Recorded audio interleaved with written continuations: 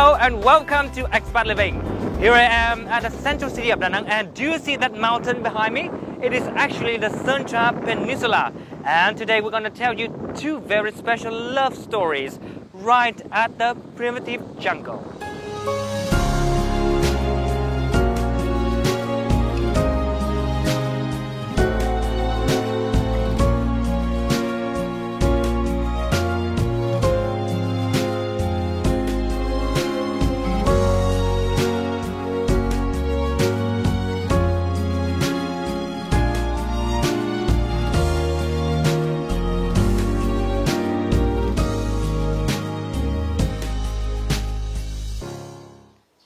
Now you know a little bit about their stories. Let's get to know the woman in the clip, Dr. Ulrike Streicher from Germany, who has been living in Vietnam for 16 years and in Đà Nẵng for the past 5 years now.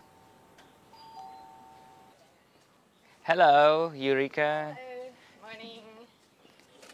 Just in time. Nice to see you. Nice to see you. Okay. Your link. Quite hot today. This is your house, right? It's rent. We didn't buy. It's difficult for foreigners to buy. Okay. So it's a rent house.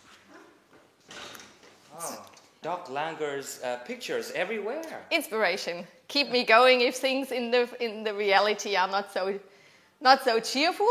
Well, then I just look at them and think they're worth it. Oh, by the way, there's a picture I'd like to show you. Yeah. Do you know that Andy Warhol did feature the Đức Ulrike?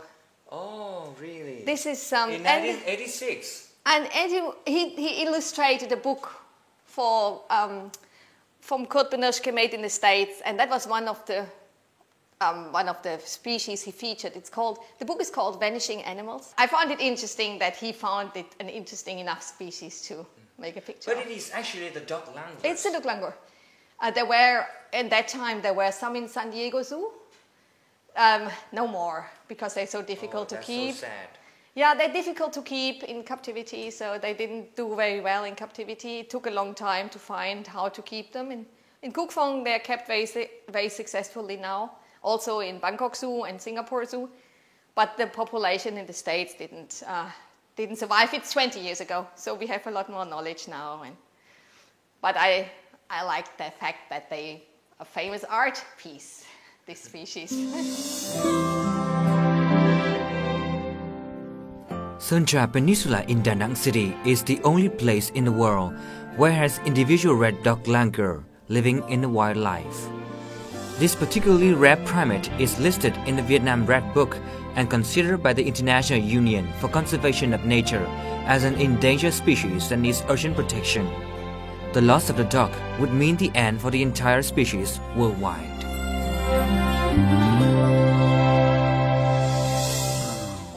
Dr. Ulrike Streicher started as an expert in horses and domestic animals in Germany.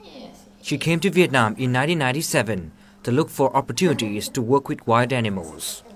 After 12 years of working as a veterinarian at Endangered Primate Rescue Center, Cuc Phuong National Park, she was determined to move to Da Nang City in 2009. I'll show you some interesting ones from the very beginning of the work here. It's just 2010, actually. There was a Đức Langur confiscated where the construction site of the later Intercontinental. Okay. It was injured, and so I had to operate on it. That's up at the ranger station. It's, it's me. They are big. Yes, it's an adult male. It's but you see, he has a very bad injury on the leg. So how long did it take him to recover? Sad to say, he never really recovered. He couldn't use his legs, or he couldn't use the one leg which was so badly injured, and so we sent him to Cuc Phuong in the end. But he didn't survive the transport. He was so weak when it was a big issue to get him transported to Cuc Phuong, and first they wanted to keep him in Da Nang, but Da Nang doesn't have the long-term facility for this. And so he went to Cuc Phuong, but by the time it's a very long drive for him, and he was in a fairly bad condition, and so he didn't make it, which was very sad. in many ways, this guy was good for the conservation of the others, because I think after this and after looking after him, some of the rangers had a much stronger understanding for the situation in Sơn Trà and for the need to protect these animals in the wild.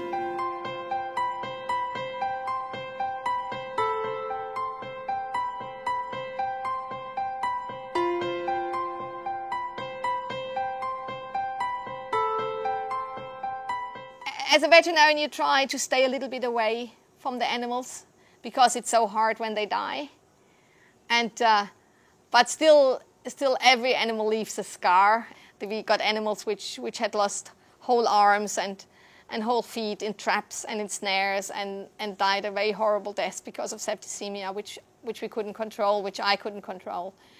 And that is dreadful. That is dreadful. And you hate what people do to animals. You just, at moment when something passes or when something dies in the cage or on the table, you just think, I wish more people would have to see this and have to know how terrible it is. If you force people to see an animal dying, a lot more people would be interested in protecting animals, because it's really heartbreaking.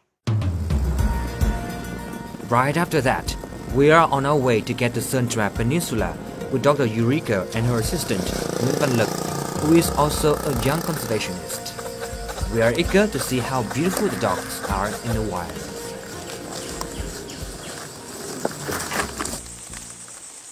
There they are. You found one? Two, actually. They're over there. It's a female with a youngster. Uh-huh.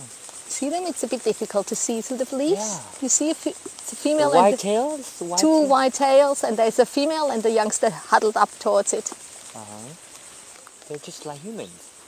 Well, yes, they don't like the rain too. They sit there quietly until it stops. Uh-huh. She has seen us, of course, and she has heard us now. Ah, she's posing. Yeah, she does. They're not so. It's a safe distance, you know. It's a safe distance for her. She knows that there's quite a deep drop here, so we cannot go across, and she knows that very well. Well, difficult to see. I don't have such a good view at the young one. I think it's about towards 9 months, towards a year, going towards a year.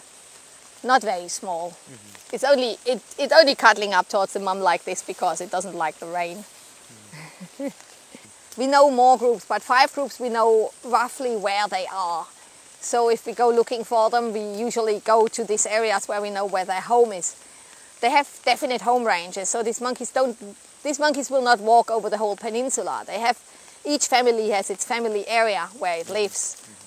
And they know the neighboring families, and so they live together there's a social system how they live together. It's not like random, they're not like randomly dispersed over the forest. We continue our journey into the jungle on Sơn Trà Peninsula to find other families of dogs. Luckily, we found another one, and this is how we say hello to them. I'm just saying I'm not dangerous. So we scratch our head to say hello. Hello. They're really fair and faraway. Not very scared.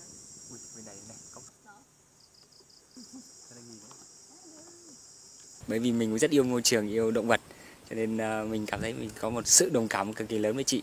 Chị đến đây thì khi mình gặp chị thì hầu như là chị có làm một mình tự nghiên cứu ở đây, và sau đấy là mình và chị ấy cùng nghiên cứu trên Sơn Trà. Thì có những buổi sáng dậy rất sớm, có thể mình là thanh niên, mình rất khỏe, có thể mình dậy rất sớm, nhưng mà chị Ulrike ngày nào cũng dậy sớm cùng mình, thì mình thấy chị rất chi là vui, mà dậy sớm không có một phàn nàn gì. Cái việc mà lớn lao chị làm đấy đến bây giờ là đang làm cho cái loài voọc trà bá chân Âu này, một loài đang rất nguy cấp, cần được bảo tồn không kém ở Việt Nam mà trên cả toàn thế giới nữa. Thì cả thế giới đang quan tâm đến việc bảo tồn cái loài này, và một người làm như chị, có thể làm tình nguyện như chị thì mình đánh giá rất cao, và mình cũng sẽ cố gắng cùng làm việc với chị và giúp nhiều trong việc bảo tồn loài voọc này. And suddenly, Luke found out about another group of ducks who are just about 50 meters below us. We can help. Yeah, but not fast enough. They are living on 2 trees. How So we are lucky today, right? Very lucky. There are 2 trees. It's a bit difficult to say if that is 1 or 2 families at the moment. I see this special unit for the first time, so I don't really want to say too much about them. I didn't know that they're down here. It's terrible. There shouldn't be any ducks here because they can't come up across the road. Mm-hmm. We hoped that all the ducks had crossed already up, but now this is quite a lot here. It's a group of 7. It's nice forest down here, but of course it's completely isolated from the other forest. Who is that? See that one? That was a sub-adult. Yeah, and I think this is 2 females, look. Yeah. 2 families. Yeah. 2 families? Yes, because that's a male. There's 2 males down here. Yes, 2 adult males. The one on the right side, and there's another adult male down there. Yeah. How can you differentiate between a male and a female? Experience. No, it's possible if you see them next to each other. The male is a bit bigger and has a different face. If you see a lot of them, then you know. Mm-hmm. And then it's a bit in the body posture too. Mm-hmm. She is calling now. She hates us. She has seen us and she thinks we are terrible. She's trying to get the group to move. You can see her face. She looks very upset. You know, there's also groups which are only boys, because not every male can have a whole family. So we have what we call bachelor groups. But they still live around the other groups, so they still are on friendly terms with their neighbors. They don't attack them or something. The singles. They're singles, unmarried yet. So that's different. That's very, very interesting, by the way, this situation down here. It's probably the most interesting situation we had in a whole long time in terms of social structures. The others are always families, happy families. This is one happy family and one bachelor group. Can't believe it. Nice. You are all so lucky. Ulrike's efforts also prompted Đà Nẵng authorities to set up wire bridges above the roads to connect the mountains to jungles, which will hypothetically enable the monkey to move around more freely and find food more easily. These are the first 3 bridges in Vietnam. Many species have a problem with crossing a road and just realizing that we have to offer animals adequate possibilities to cross roads, otherwise we actually restrict their habitat a lot. As part of her daily activities, Ulrike pays a visit to the Intercontinental Resort, which is located right in the middle of the Sơn Trà Peninsula. Since the resort divides the peninsula into 2 parts, Ulrike finds it necessary to educate the staff and the tourists about the presence of the dog langurs, thus enhancing the awareness of this treasure in Đà Nẵng city. When you start observing the collapse of a population, that the population starts to get smaller, then it's very, very late, and the situation is very, very difficult to stop then. If we have that problem, then it's very hard to change it. Here we don't have that problem yet. I think we should start working while we still have a chance to actually keep that healthy, that population. And we have that chance right now.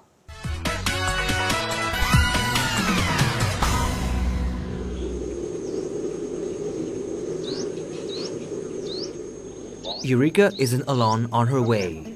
She has the accompaniment of Larry Ulibarry, a researcher of dogs from Colorado University in the U.S. While conducting an open survey in Cúc Phương National Park in Ninh province, he, by chance, met Dr. Ulrike Streicher. The couple continued their research in the Preservation Center in Sơn Trà Peninsula. I met my husband when he was studying the ducks, and I don't love him because he loves the animals, but it is we definitely share the passion for the animals, and for me, I'm extremely happy if I'm outside and can watch animals. I'm very glad that he's exactly like that, and he's never bored when I talk about animals or about nature, about monkeys. The common interest tied them together. Right after that, they fell in love with each other and decided to get married and settled out in Vietnam. Now they share the same goal of protecting and preserving the endangered fauna species in Đà Nẵng city.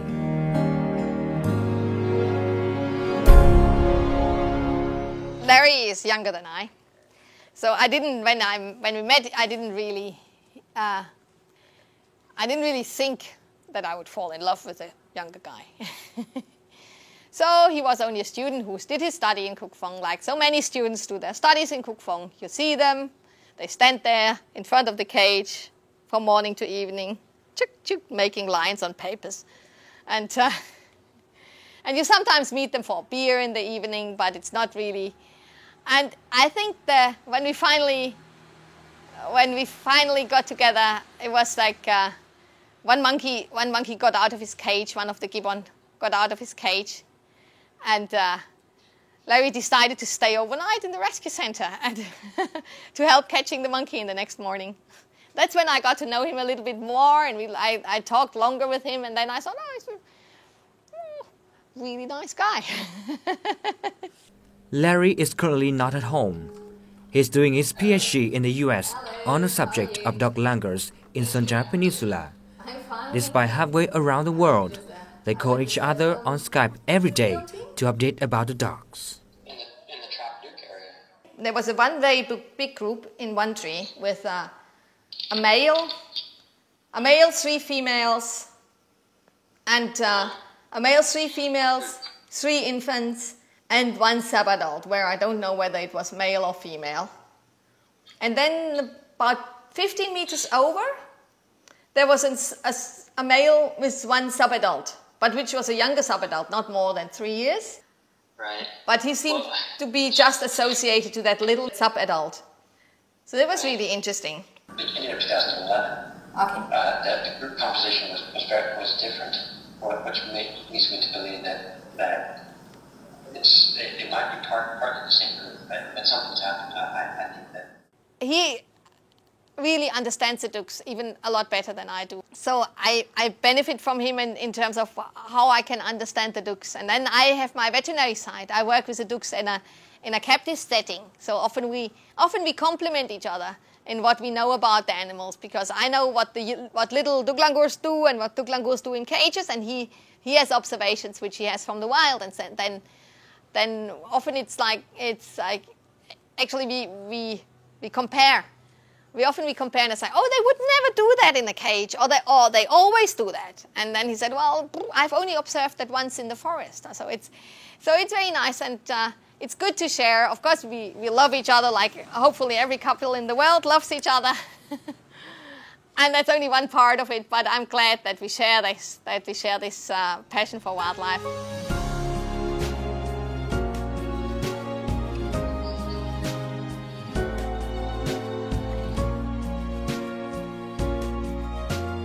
Vấn đề môi trường, bảo vệ môi trường thì nó cũng giống như bóng đá và âm nhạc. Những người họ có cái tình yêu đó tự nhiên đến nhau thôi. 2 ông bà này, một người ở Đức, một người ở Mỹ, cách biệt về tuổi tác, nhưng mà họ có một cái chung là họ yêu cái này, họ yêu say xa xưa cái này, và họ có cái chung đó, cho nên không ai gỡ họ ra được. Đó là cái động lực, là cái chất keo gắn họ lại. Tôi thấy cái điều đó rất là rõ.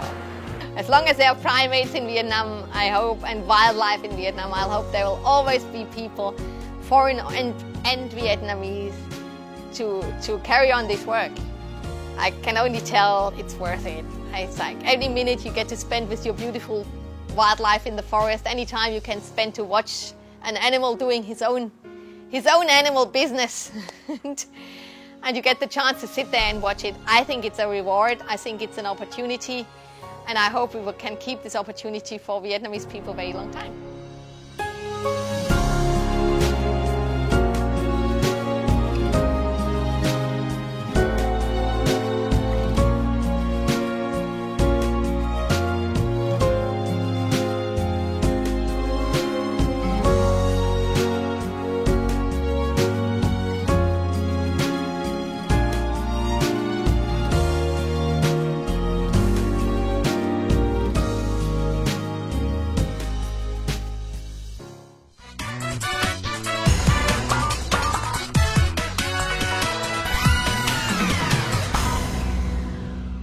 Gió paper or Puna paper is commonly used in the renowned Dong folk paintings.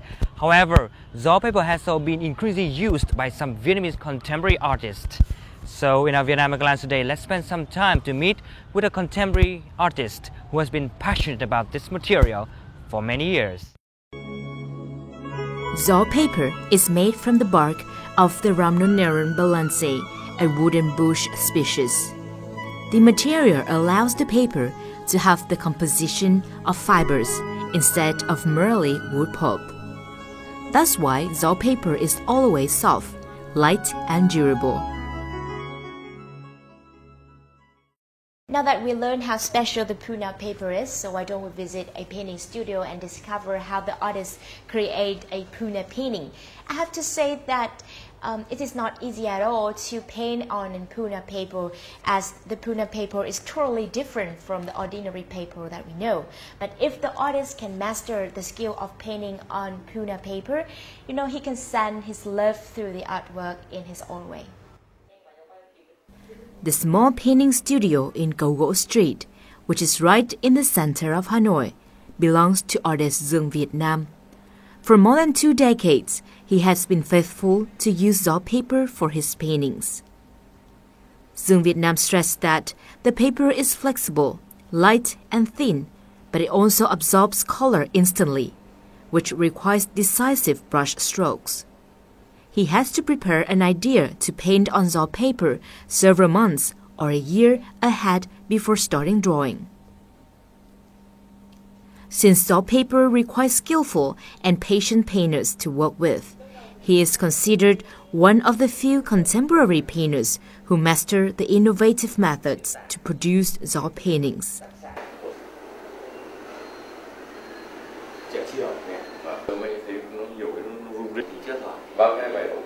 Tính ra đến ngày hôm nay và tôi làm cuộc triển lãm thì tính ra tổng cộng là 20 năm rồi.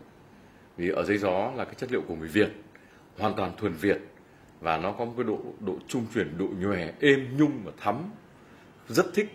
Mà khi mà vẽ đạt được thì thích vô cùng, giống như người ta mà được thưởng thức một cái món ăn của người Việt Nam, người dân tộc Việt Nam là món bánh cuốn, thích vô cùng. Đấy, thì tôi thích giấy gió là như thế. Born and grew up in the center of Hanoi, Dương Việt Nam has a passion for the capital and its old quarter. His solo exhibition on Gió paintings on the occasion of the Hanoi's 1000th anniversary in 2010 is his most favorite one. In most of his paintings on Gió paper, it is easy to recognize moments of Hanoi streets in bright and striking colors.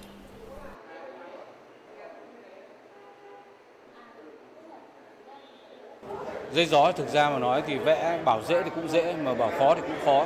Thế nhưng mà riêng Dương Việt Nam là đã làm chủ được chất liệu, tức là hòa sắc của anh cũng như những mảng nhòe, những mảng này khác trong tranh của anh tạo cho người xem có một cái cảm giác vừa hiện thực lại vừa mơ ảo.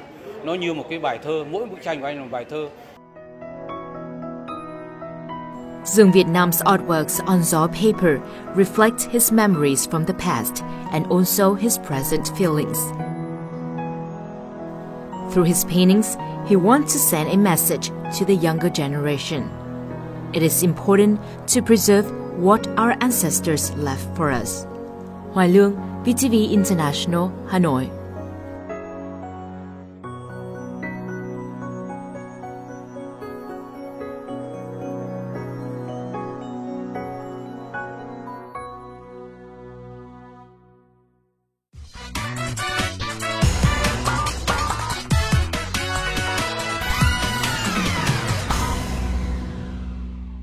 Welcome to Time Out this week. Well, the Mid-Autumn Festival is among the most important festivals of Vietnamese people, and children are the centerpiece of it.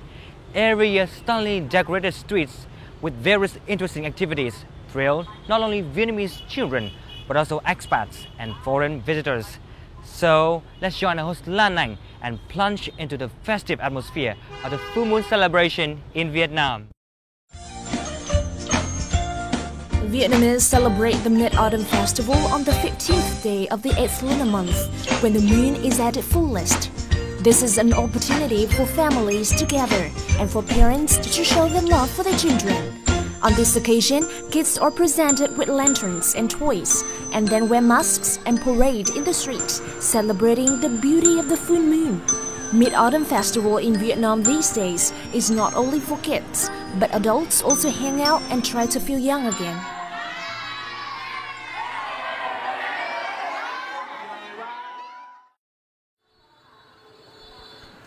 What can be a better occasion for expats and their kids to integrate with the Vietnamese community than this wonderful time of the year? Well, in Hanoi, there are numerous exciting places in which we can celebrate the festival. And in today's Time Out, I give you some suggestions to help your children make the most of the Mid-Autumn Festival here in Vietnam. Hang Ma Street in the Old Quarter is a must-go destination to enjoy the festive atmosphere to its fullest. Weeks ago the festival, the street becomes filled with lights and colors of lanterns, masks, flags, and balloons. Crowds flock to the street to buy toys and decorations, take pictures, or simply to enjoy the fanciful ambience. Celebrations of the festival also take place in many different parts of Hanoi. You can take your kids to Bao Song Paradise Park, the Opera House, Ho Tây Park, or Giang Vo Exhibition Center, where numerous art performances and folk games are held for children. Another hotspot in town on such an occasion is the Vietnam Museum of Ethnology. The museum has been attracting a huge number of visitors each year when the festival approaches for its wide range of activities. What's special about this year's program is that it sees the participation of artists from various Southeast Asian countries who sing, dance, organize folk games, or teach children their traditional handicrafts. So let's first discover what these artists have to offer in the art performing area. With support from Southeast Asian embassies in Vietnam, traditional dances from Malaysia, Timor-Leste, Laos, Philippines, and Indonesia are introduced, adding more colors to the Children's Festival.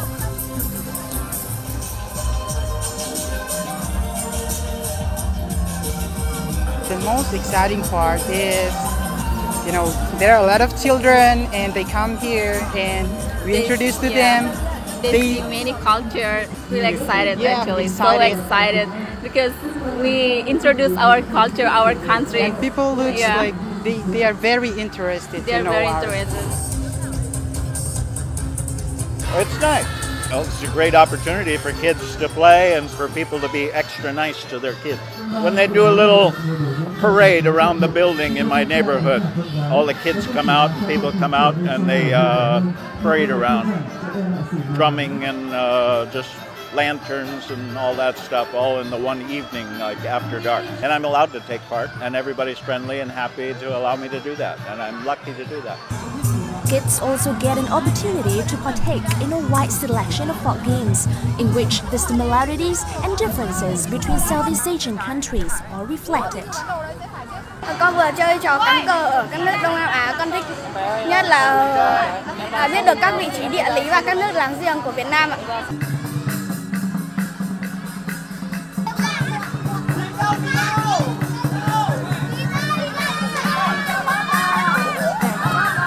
Trong tất cả các trò chơi con thích trò vì nó bắt vỉ nhất ạ, vì chạy lòng vòng rất vui. Con thích Tết Trung Thu và Trung Thu con được chơi rất nhiều trò và được bố mẹ tặng quà và chính con cũng làm quà tặng các bạn ạ. Southeast Asian delegations also brought their traditional cuisine to Vietnam on this special occasion. Numerous food stalls, each represents one country, contribute to bring children a fulfilling festival. I feel really happy because I get to see how Vietnamese celebrate, because in Malaysia we also have some Chinese people who celebrate this, but Chinese people celebrate it more differently. Like they don't go to each other's house and stuff, but some Vietnamese students that I know, they go to each other's house and greet each other, bring gifts to each other's house. Yeah. So another exciting part of the event, and this is actually a traditional activity that is held annually by the museum. Here is where the children get to make mooncakes themselves.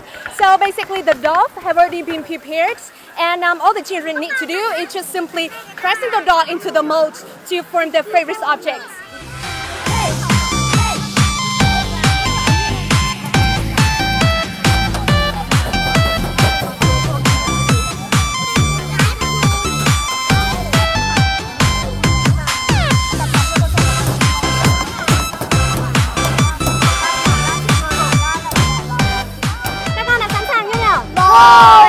Ok, cho con xem sản phẩm cuối cùng nào. So these are our final products. Well, actually, this is the first time I've made mooncakes, and it was really fun. You know, I think all these activities not only fascinate children, but they also provide adults like me a great time to hang out and have fun. I hope that you and your kids, you know, you enjoy the experience as much as I do. Well, thank you so much for watching Time Out today, and I see you again. Bye-bye. Bye-bye.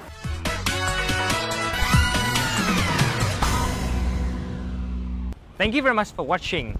Be sure to send us any requests that you have to our email expatliving@vtv.vn and catch our program on our website vtv4.vn. And for now, goodbye and see you next time.